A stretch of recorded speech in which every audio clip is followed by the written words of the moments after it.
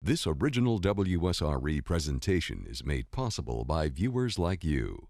Thank you. Change through exchange, sharing great ideas to build a better world on this edition of inStudio.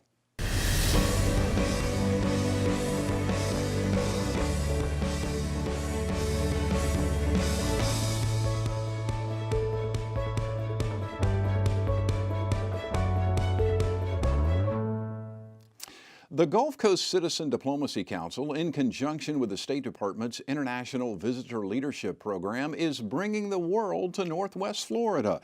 Recently, visitors from 7 different countries spent time in the Pensacola area to share and exchange ideas about volunteerism and how to make our world a better place. Later in this program, we'll meet some of those international visitors. But first, we're joined by representatives of the Gulf Coast Citizen Diplomacy Council.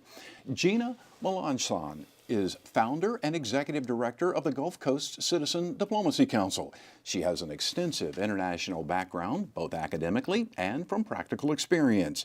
Currently, she serves on the City of Pensacola International Relations Advisory Board. Prior to founding Gulf Coast Citizens Diplomacy Council, she worked for the New Orleans Diplomacy Council. Edward Eben Posey is on the board of the Gulf Coast Citizen Diplomacy Council. He is a former U.S. Army officer and a graduate of the United States Military Academy at West Point. An Eagle Scout himself, Posey has spent a good bit of time volunteering with the Boy Scouts as well as organizations like the Ronald McDonald House and the American Cancer Society. Karen Jurkowich is current chairman of the board of directors of the Gulf Coast Citizen Diplomacy Council. Some of her past volunteer roles include being chairman of the board of directors of the National Council on Alcohol and Drug Dependence of North Florida. Her impressive track record of volunteerism and community involvement earned her the honor of being named Volunteer of the Year by the Gulf Breeze, Florida Chamber of Commerce in 2008.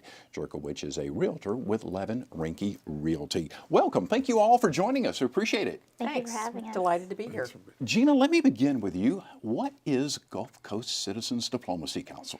So the Gulf Coast Citizen Diplomacy Council is a local nonprofit that partners with the U.S. Department of State to help affect U.S. foreign relations, as we like to say, one handshake at a time. We rely on members and a network of volunteers in the community to meet with international visitors when they come here. Predominantly, it's through the U.S. Department of State's International Visitor Leadership Program. But we also do U.S. Department of State youth programs, which generally last 12 or 13 days. And we occasionally I mean once a year, twice a year sometimes, work with the U.S. Congress for their congressional exchange, Open World. Very good. Now, you actually founded the Gulf Coast Citizens Diplomacy Council here in Northwest Florida. What brought you to do that? Well, I was actually working from home when I was in New Orleans. I worked in the office in New Orleans, and then I was working from home in Pensacola for the New Orleans Citizen Diplomacy Council for several years, to the point where people in Washington were saying, hey, there's not a council in Northwest Florida, and then people locally were saying, cool job, but why are you marketing the state of Louisiana when you live in Pensacola? And I started looking around the area and thinking about the possibilities, the IVLP, the International Visitor Leadership Program, the possibilities the IVLP could bring to the area, and I decided to give it a shot and try to open a council. And you've obviously got a great reception so far. Absolutely. The community has been super supportive and hospitable, and people are energized and excited about meeting the international visitors. And because of the reception, it's kind of a feedback loop. People get excited about it. The visitors and the interpreters give good feedback. People in Washington know that the locals here are engaged. And so we have things to share, and it's fun. Karen, you're the chairman of the board. Why did you decide to get involved? Well, I'm kind of a child of the world, and having lived around the world growing up, and this seemed a natural fit for me when I first heard about the program, and I loved what they were doing and loved the engagement, and I've been a strong supporter of diplomacy throughout my life and truly believe in the mantra, citizen diplomacy, one handshake at a time. So what could I do to be involved? How could I bring any of my experience, my life experience and business experience to the organization? And so one thing led to another, and here I am, and been on the board for a few years and have been serving as as chair for a few years. And we're getting ready, actually, to celebrate our 10th anniversary. Yes, Oh, wow. this fall. Okay. Yeah, Wow. in the fall, which is a big deal. It's quite exciting. And we shared that when we were up on Capitol Hill in February with some of our congressional and senatorial leaders. And so we're hoping we're going to make a big splash. Yeah. Ben, what brought you to the Gulf Coast Citizens Diplomacy Council? Well, I was reading an ad at a store in the local newspaper, and it was asking for households to support the student visitation program. And my wife is from Brazil, and this particular program was hosting Brazilian students, so I thought that was a good fit. So, of course, I contacted the Diplomacy Council and said, we'd participate, and it was a glorious experience. Glorious experience. So we hooked you. You were roped in immediately, right? Thank goodness. So, yeah, I know you've hosted a lot of young people from around the world. Why is that so important to you and your wife and your family? I strongly believe that instead of building walls, you build bridges. And you build that bridge one person at a time. Jena was saying one handshake at a time. But I understand that most of these young men and women that come, that there's some of the most incredible minds that we'll meet, and they're the future leaders of their countries and around the globe. So it's an experience to be a part of that. I enjoy being a part of that. I think a lot of times I also hear from our locals that they're learning so much from the visitors who come here, whether it's through students or whether it's through the IVLP. And just having that contact with someone outside of our area, it can spark inspiration in yourself, give you new ideas. It's great to have that kind of interaction. And it's fun to stay in touch with a lot of the visitors that we absolutely. have too. And my husband and I have hosted dinners in our home with we call it home hospitality, and they come and they sit around our table and maybe help cook the meal. But we've had, I think, 75 or 76 people from 40 odd different countries come to our home for dinner. Wow. And we've stayed in touch with so many of them because we've touched each other's hearts, and we've made a connection that will last forever. And they have given us so much in terms of hope for the future of this world. Karen, share about your map. Oh yeah, we do in our laundry room, because we don't have any other place with a wall big enough. We have a map of the world, and when our visitors come, we have them put a pin in the map from their country. Okay. And so the map is getting kind of full, and it really is a global thing, and they enjoy doing it. And so when I always get a picture of them in our laundry room, putting a pin in the map of the world. And too, I always like to share I have so many stories I can share, but the one with our fellow in Uganda, whom we've stayed in touch with. And he, about 2 years ago, he called me and said, "Mummy," and I said, "Yes, and what can I do for you, Ellie?" And he said, "Are you going to, by any chance, be in Uganda in March or April, whenever?" And I said, "Well, golly, I don't think so. What's going on?" He said, "Well, I'm getting married, and I'd like you to come." Oh, nice. And I couldn't. But then he has also called and asked advice on programs that he's working on, and he does a tremendous amount in his country, and I'm very proud of him. Ben, what kind of response do you get from the young people that come stay with you and your family? We've got media today that allows us to communicate, across borders, whether it's Facebook, whether it's Twitter, or Twitter, Instagram. You name it. So we share pictures. Many times when some of them are passing through, and they're very active in programs, so they may be coming to Washington for another program, and they'll say, "Hey, I'm in town," and they're constantly updating you on their progress, and that's exciting, because now, I raised 5 kids, and now I've got more. And so my family's growing, and there's that excitement of seeing them progress through their country. And in, like the Brazilian students that I know, I'm very tuned into their politics and the development of their country, and I get excited for them because I know they're going to be the ones leading the way. So yeah, it's a common common communications that we share. We're more alike than not, aren't we? Absolutely. Yeah, absolutely. I think oftentimes people think that, well, if you live in a different part of the world, you're so different. But I don't know, my experience has been when I've traveled outside of the United States, I think we all kind of have the same core. Am I right about that? So usually it's about on day 2, when I'm with the international visitors, that someone will look at me and say, you know, Americans aren't what I thought they were like. And that generally happens about the second day. And it's, you know, it's a good thing. What do you think most people think we're like? I've been told that some of my visitors have told me that they had the perception that Americans didn't value their family. Americans were it was only about money, push, you know, dog eat dog. And that not directly to me, but someone else said that they were relieved to see that American women were not all walking around partly unclothed.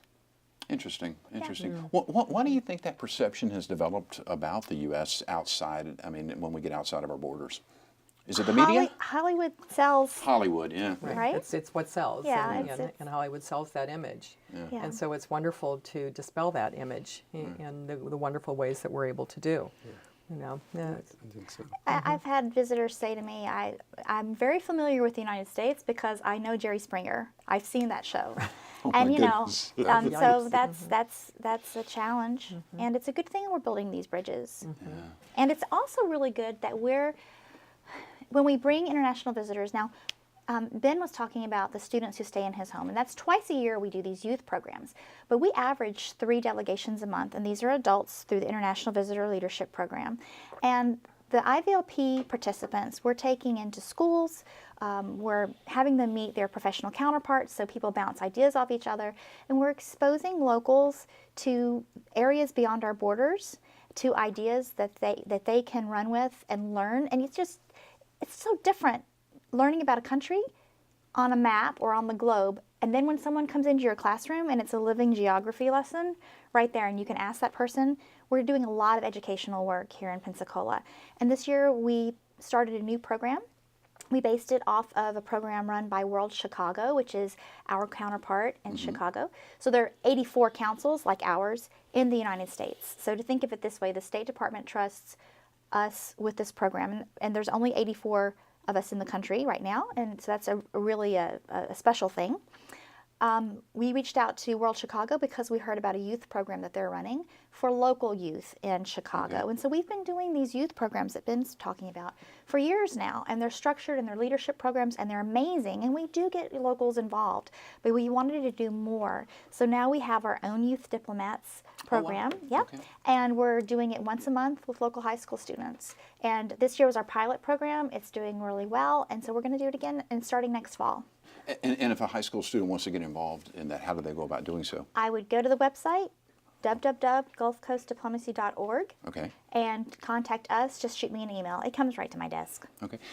Ben, when you bring these young folks into the area and you take them around and introduce them to other young folks, other college students or high school students or whatever the case may be, what kind of response do you get? What kind of interaction do you see between the two? They interact well. You've got a common language to begin with. Most of the students have mastered the English language. Actually, I think they speak better than I do. And so there's always a curiosity, and that curiosity then drives the interactions. And then I think what I observe is a mutual respect. And that mutual respect then builds the relationship. It builds the bridge. And then we share differences. We may express something in English a certain way. In Portuguese or Spanish, it may be expressed a different way. And so, we're constantly updating each other on what do you mean? Okay, it means this way. And then, of course, I always inject in the Southern English dialect of the United States, because a lot of the students go, well, they learned the Queen's English, and so they hear slang words that we use, and I'll say, okay, this is what it means, or I'll say, you may hear this word, this is what it means. And so, and then we laugh about it, you know, and so they, we kind of, and often I'll ask the students, I'll say, ask me the question you're afraid to ask. And that's great. I didn't know you did that. And that's great. sometimes, you know, they'll pause for a little bit, and I go, I don't work for the government. I'm not a politician, so you can ask me, and I'll tell you what I think. And so we have some pretty good dialogues that start evolving, and then it really opens the doors. So yeah. So when you say that about the question, what are some of the questions you get asked? Yeah, I want to know. Yeah. One of the questions that really struck me and was the fact that how powerful North American media is and how far-reaching it is. So whether it's our political infrastructure, our entertainment infrastructure, it's reaching around the globe, and words do matter. Words do matter to individuals and groups of people. And so we as a culture in North America, we have to be conscientious that the world is listening, the world is watching. They're hearing what we say. They hear what our leaders say, our leadership. And sometimes that has a positive impact, and it also has an adverse impact. And so we have to be aware of those words as they permeate the airways around the globe.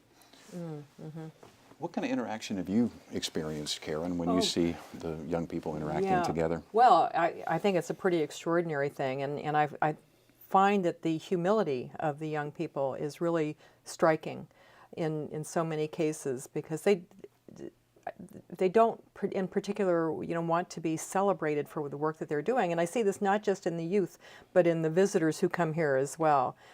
The work that they're doing, they're passionate about. They have it in their hearts to do this. And the young ones who are coming up, they have it in their hearts as well.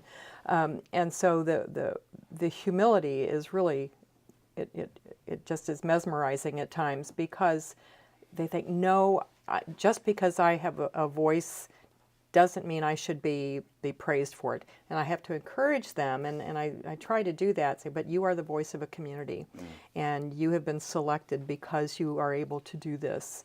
And so, you have to take it in as part of who you are and who you are coming to be in this world, and go forward with it, and grow with it, and rise with it. And something important to point out is with the IVLP, so these are young professionals. They're either current opinion makers or they're up-and-coming opinion makers.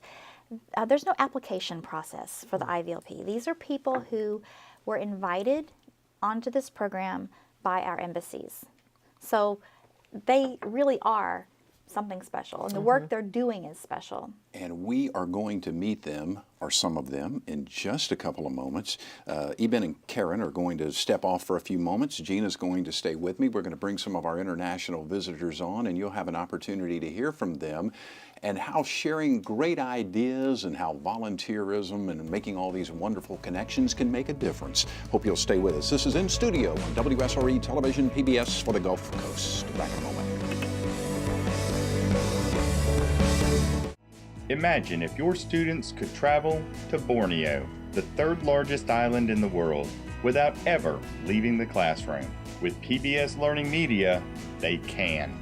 It's a free service providing thousands of research-based, standards-aligned digital resources for use in pre-K through college classrooms. Teachers have instant access to trustworthy, classroom-ready, and curriculum-targeted lessons, photographs, videos, documents, and interactives. PBS Learning Media helps engage my students because of the high interest level, the fantastic visuals, the way they present the information captures my students' attention so that different kinds of learners are all able to engage in the material and learn from it. Join our community of educators and discover the wealth of resources waiting for you at PBS Learning Media. Infinite inspiration for your classroom.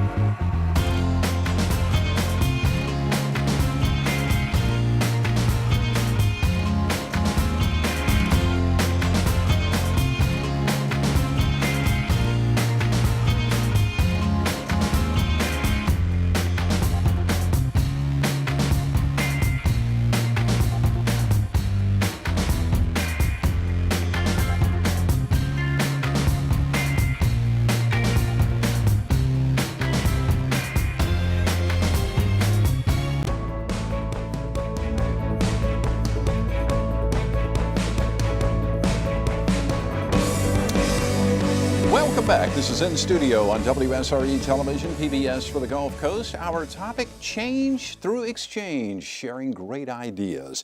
We're now joined by Eugenio Fernando Aguilo Armstrong from Chile, Ramesh Adhikari, I'm getting close here, from Nepal, and Yasmin Shath from Palestinian Territories. So thank you all so very much for joining us. And how's it been so far being here in the United States? Is this your first trip? No, it's like the fourth time I have been here, let's say. Okay. But it has been a pretty good experience. We have seen a lot of great ideas, great good practices.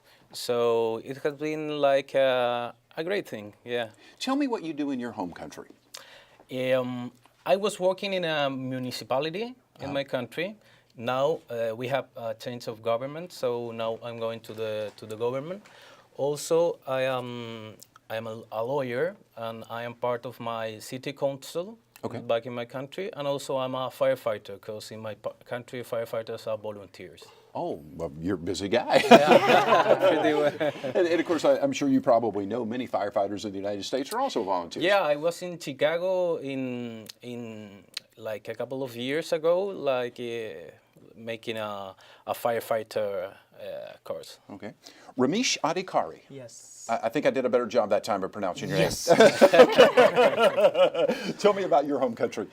I'm from Nepal, and I work for the conflict victims in Nepal. We had the internal conflict from 1996 to 2006, and many people were affected.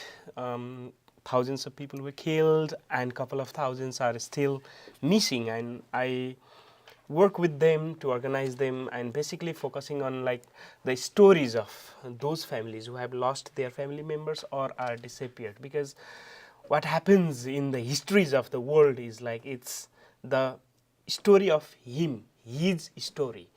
And in any war, the most sufferer are the women, and the history forgets their struggle. Because all the time we focus on the incident, what happened there, but very few people take care about what happens after that to the family. In our context, male are the breadwinners, and in war, most of the killed were male, and many of the disappeared are male, and the women have led the family with fighting within the family, with community and with state, and nobody has recorded their stories of struggle. For me, they are the heroes of my country, and that's why we are trying to record their stories, life stories, and make it the part of our history. That's why my next generation won't be wondering where is women in my history.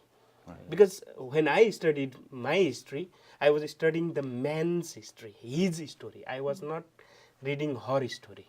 Because I don't find my mom's struggle in my history, my grandmom's struggle in my history. So my mission and our mission is to include those stories. That's why we took this apparatus, like 1996 to 2006, because we can't go back, because we need some people who tell their story and who are alive now. So we work with those women, basically focused on and record their stories, document their stories. And another part of the conflict, the forgotten people are the people made disabled by the conflict. So we also work with them and record their stories and trying to make those stories of the formal history part.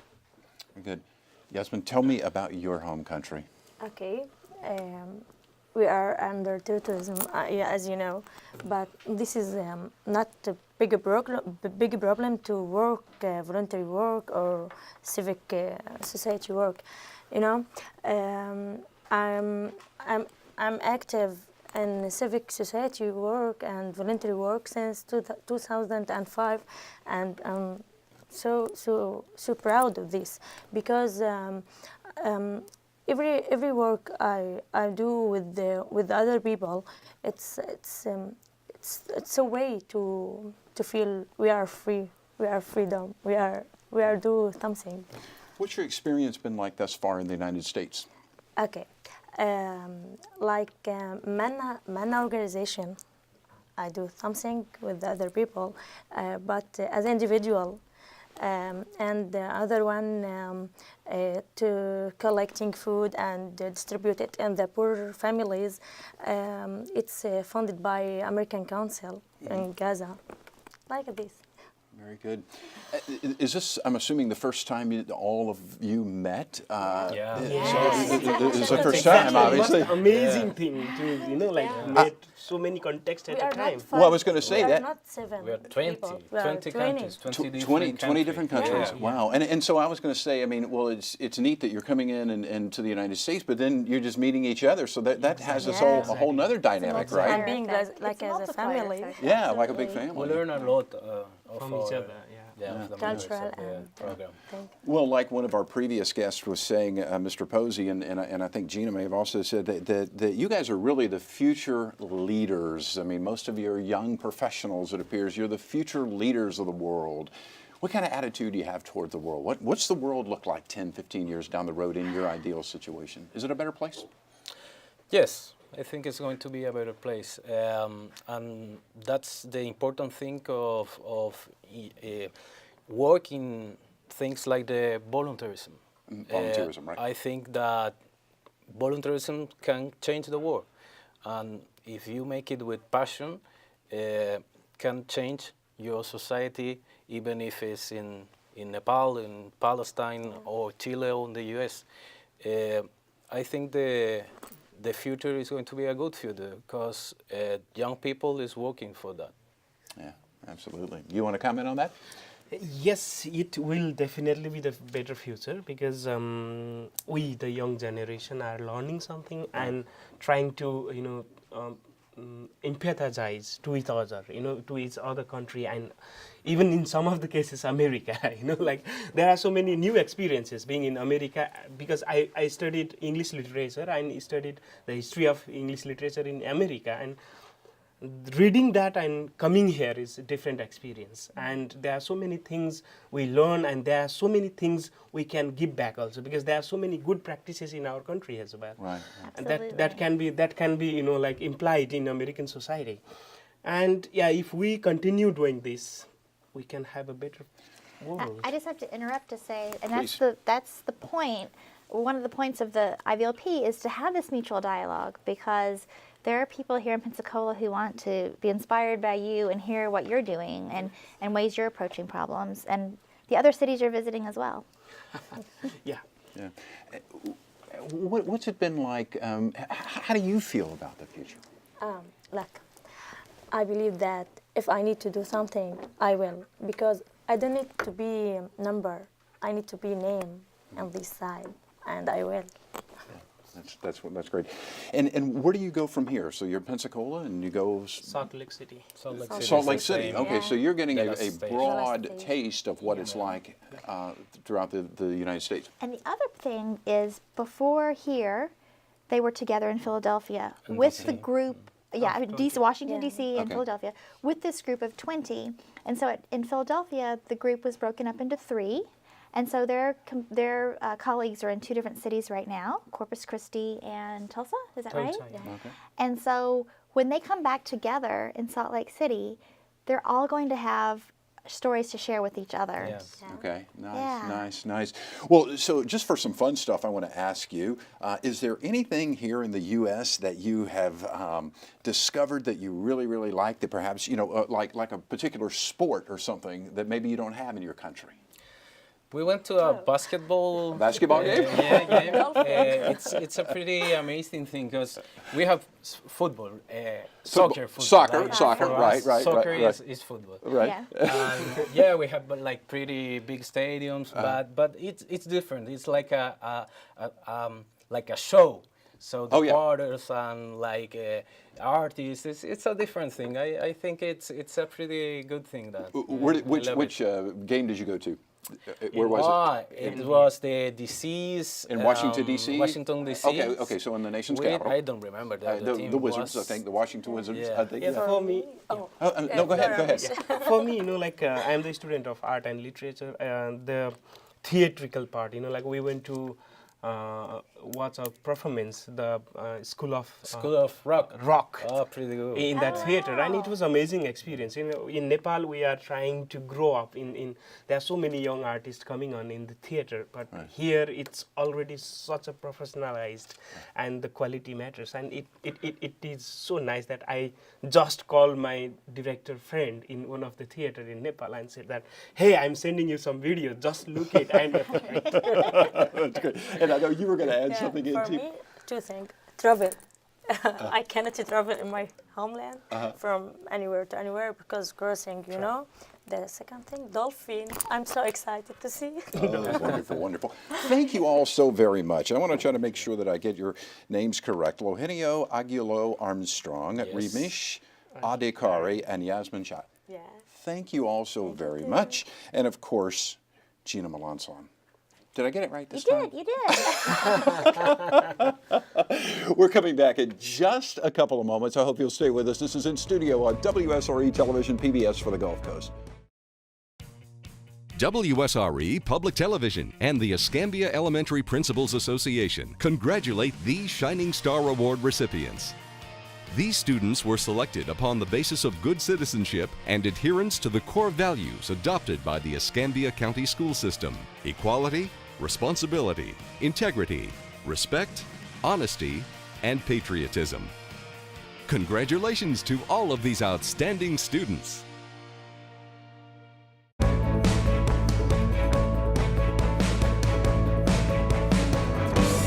This is In Studio on WSRE Television, PBS for the Gulf Coast. We're discussing how to change the world through volunteerism and sharing great ideas. We are now joined by, and I'm going to look down because it's easier for me to look down and use my glasses here, Melek Demir from Turkey. Did I get it right? Pretty close? Yeah, Okay. Samantha Ngcolomba from South Africa. Correct. And Mohamed from Egypt. Yeah. Okay, I think I got it. And of course, Jena remains with us from the Gulf Coast Diplomacy Council, Citizens Diplomacy Council. So let me begin with you. Tell me about what you do in your country and what it's like. I'm Melek from Turkey again. I'm living in Izmir. I'm working for a think tank institution, a democratic platform, which is established by the local government, Izmir Metropolitan Municipality. At the same time, I am the board member of an NGO who made election monitoring organization in my country, which I'm in the both ends of interest representation. I am working with decision makers. Also, I am an NGO volunteer, let's say. Very good, very good. And Samantha, tell me about where you live and what you do. Sure. So I was born in Zimbabwe, and my husband and I have settled and live in South Africa, in Johannesburg. I'm an attorney by profession, and I founded a social enterprise in 2014, which really focuses on just extending access to justice to the most marginalized women living in townships and rural areas. So simply put, we just inform them on their rights and their responsibilities, and then also take some matters to court because they wouldn't be able to afford the legal services in South Africa. It's really expensive. Very good. And Mohamed, tell me about where you live and what you do. Yes, I live in a village called Abu Rish Kibli, in governorate, also in the end of the Egypt, in South Egypt, called Aswan. I am live in Aswan, governorate. Also my work, I am associate professor in community organizing in Faculty of Social Work in Aswan University. My work go for both in volunteers, also in education for volunteerism. Very good. Yeah. Thus far, what has your experience in the United States been like? Me first. Yeah, we can certainly begin with you. We can submit it. For me, I'm very humbled to be here in the U.S. representing my country, and meeting emerging leaders from all around the world, and having the chance to observe the U.S. practices is a great pleasure for me. We have observed a lot. I mean, we went to churches, the schools, the NGOs, and also all governing bodies. We have much to do, actually. It's not finished yet. Right. Maybe you can ask me in the final. what it's all about. Do you have 2 more weeks left? Is it Yeah, two about hours? one. One. A little over one. And I think as we But mentioned, when you come to the end, it becomes more efficient, you know? absolutely, absolutely. And from here to Salt Lake City, so you're going to get a taste of different climate and geography and that kind of stuff. So that'll be very nice. Samantha, what's it been like for you? It's been very interesting. A bit of an eye-opener on the one hand, but also quite exciting because this is my first time in the United States. I've traveled quite extensively, but I've just never been to the States. So on that front, it's been really exciting. But, you know, as Melek said, I've also been really inspired just by my colleagues. Since I'm meeting them all for the first time, there's lots of things I think I was also quite ignorant about in their countries. So already I've learned a lot about that. And it's just... It's been interesting just to observe our cultural differences, say from the United States and where I grew up, from school to food, to a number of factors. But it's been educational. Interesting. Have you met any lawyers here in the United States? Well, there's one in my group. Apart from that, not really. We've had a professor and a couple of other professionals, some in state, come and speak to us. But I haven't actually had a conversation with a lawyer, practicing or non-practicing, just yet. Okay. Well, we need to get you one of those. It'd be interesting just to kind of compare. And it will be very interesting.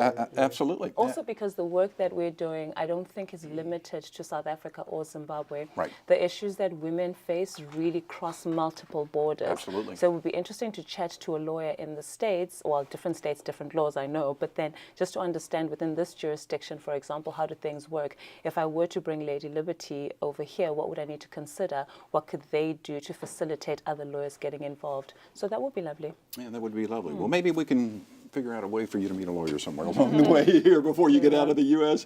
because it would be great conversation. Absolutely. And Mohamed, what's your experience been like thus far? Yeah, my experience especially go for education, for volunteerism, for my student. Also, behind this, I make a lot of teams and a lot of volunteers team work with non-governmental organization in my country to try to help people, try to help handicapped peoples. My experience also in the field of research about volunteerism. I make about more than 10 research papers about voluntary sector, NGOs, international NGOs, which help organization, capacity building for volunteerism and for civic engagement, something like this. Interesting. You were talking about cultural differences, so this just kind of sparked in my mind. You were talking about like food and everything. So, so you know, what's that been like? Where have you eaten? What have you experienced that's different? All right, we can have a shout out to Carmen's, right? Right. In Pensacola, we had downtown. a great lunch today. Yeah, so there are donuts everywhere. Burgers. I've just really struggled to find healthy food. I have found some really interesting spots and cool places, but I've never had to work so hard, I suppose. And it's little things I take for granted. But then some things are the same. I mean, some of the departmental stores, what's the name? I think it's Walgreens has become one of my favorite ones. We have a store like that at home. So it's little things that sort of connect you to where you come from, where you can get everything you need sort of under one roof. But it's just the pizza, the donuts, and the burgers. I'm saying to my husband, oh my goodness, can I get a fruit somewhere? But no, it hasn't been that bad. Everman saved the day, right? Everman's okay. Yeah, that's right. That's right. Well, you need to hang out with my daughter. She's a real health fanatic. Really, so. I should meet her. If you want to go for pizza and steak, you can hang out with me. Thank you. How about you? Any neat food things that you've discovered you like, dislike? I mean, I felt exactly the same. Like there is burgers, fried things everywhere. But you know, when you know and get used to the places, then you find your own thing, and there are so many options. That's true. It becomes easier. Right. And you can find all the World Kitchen. So it's not. I find this multiculturalist environment quite nice. Oh, I'm sorry, go ahead. Yeah. And we observed that all the countries has advantages and disadvantages in different teams. But we observed that there are some global issues. I mean, that global problems, global way of thinking that we found in ourselves that is common, which was really good to share. Yeah. Mohamed, I have about 2 minutes left. Let me get kind of your closing thoughts.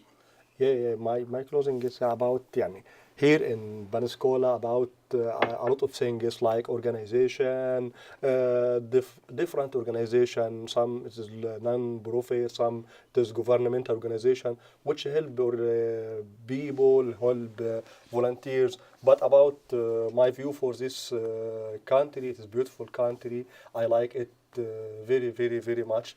But I got a lot of experience with my colleagues here, with my organizer like Jena, like such organization, which provide a lot of information for us. Also, I need to think something maybe important. I will call all my friends to get this program.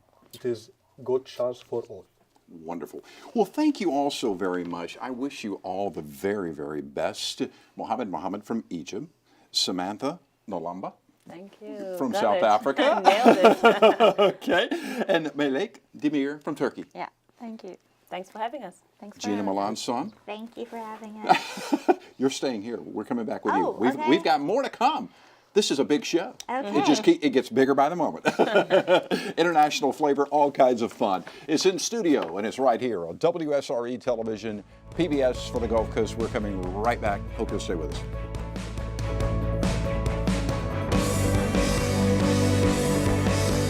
American Graduate is proud to recognize a champion for education. Our mission is to provide girls and young women an opportunity for a better future through education, counseling, training, and advocacy to enable them to become independent, empowered young women and productive members of our society. I didn't want to graduate. I was going to drop out, and then I came to PACE. Frequent discipline problems, family issues that cost them to not be able to attend school regularly, so they had big gaps in their learning. I didn't used to like coming to school, but once I started coming to PACE, it really brought me out to love school. A lot of times we might be that student's confidence until she begins to see her successes and see that she really can accomplish everything that she's come here to do. But education is more than just the academics. It's being able to function in society and be successful there. And we see that with our girls, and we love it. Now I'm being a leader instead of a follower. And I have people looking up to me to be the best person I can be. PACE Center for Girls is just a beautiful place to be because amazing things happen in the lives of the girls every day, and we're here to celebrate it. PACE Center for Girls in Pensacola, a positive environment to help young women grow, achieve, and succeed. For more stories of champions, visit americangraduate.org.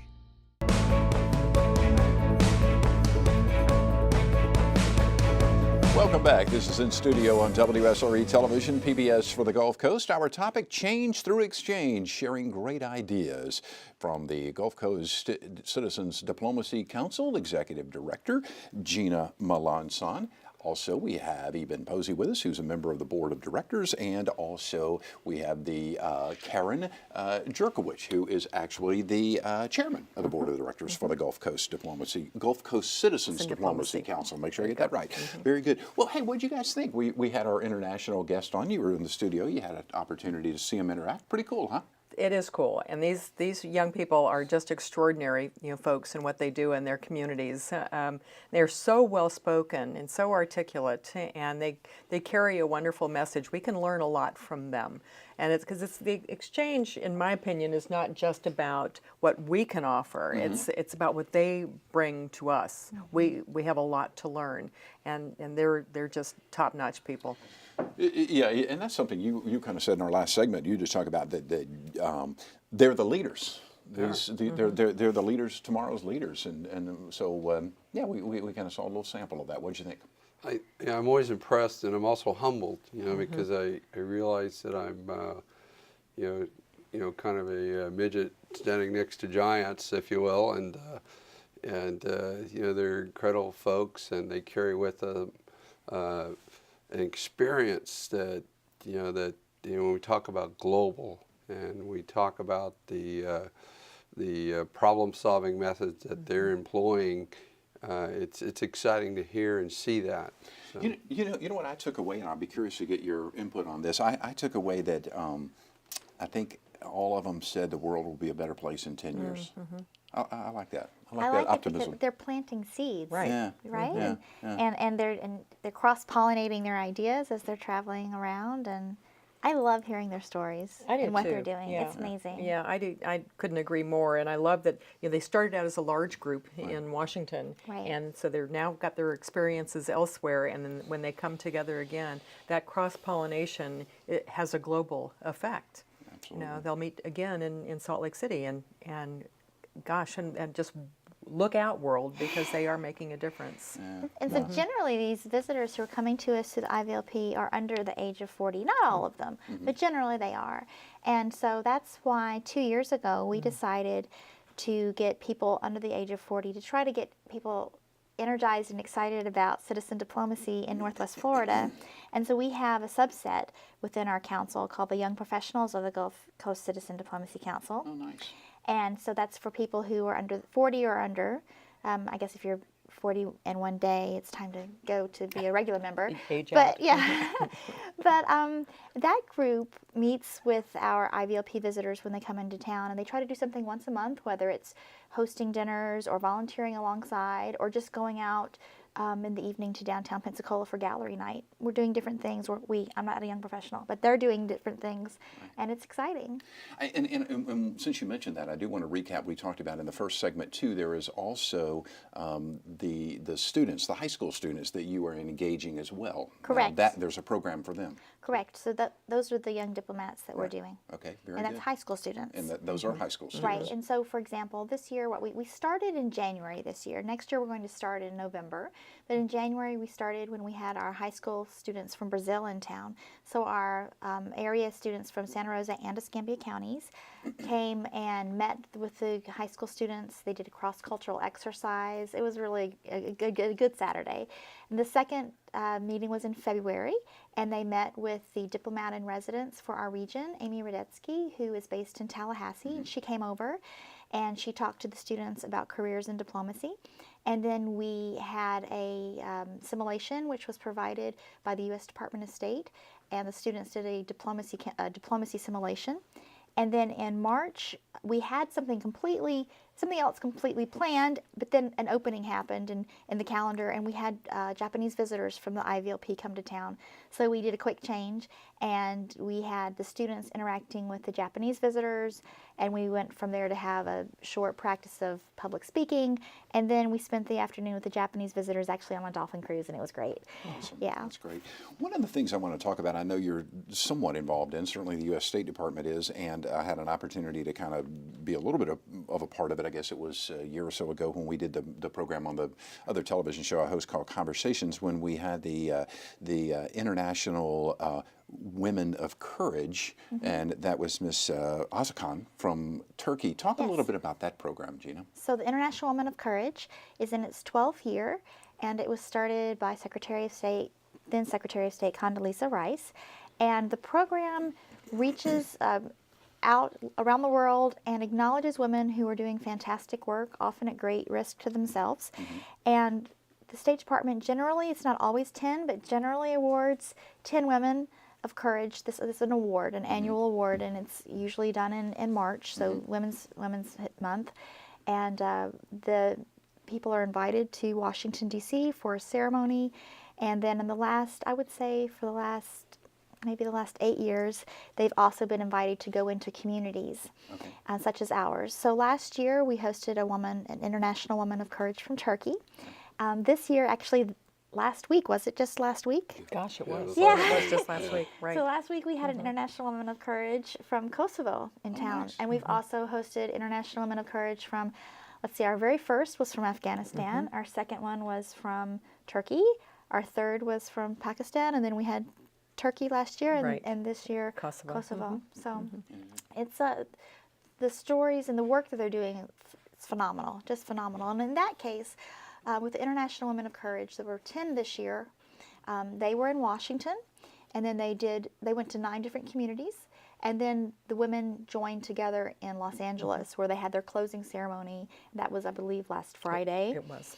And they were able to share their stories about who they met and what they did. And it was just really inspirational to have her here, and it was exciting. It was great, wasn't it? Yeah, it was really great. I was deeply moved. Yeah. Because she really had to identify a problem, and obviously there's a breakdown in a country. It's infrastructure, it's leadership, and then there's just atrocities being committed, and yet she found the perseverance to press through that and then start developing solutions that would affect her country for generations. And when she told the story, I was just, like I said, I was deeply moved by it, to just hear it. And this person now was sitting in front of us at Karen's house for dinner, and then later for lunch. And you just, like I said, I'm always humbled by the efforts, the selflessness, and the sense of duty to humanity that each and every one of these persons, they're predominantly women, reach out, and against all odds too. And at potentially great risk to their own lives as well. And so the International Woman of Courage Award, after they receive this award, it's the IVLP that they go on this International Visitor Leadership Program through the United States, and it's councils, these nonprofit councils, and some are all volunteer and some are run by staff, but they rely on volunteers throughout the United States to get the work done. And that's how the IVLP works. It's because of people like you. That's really neat.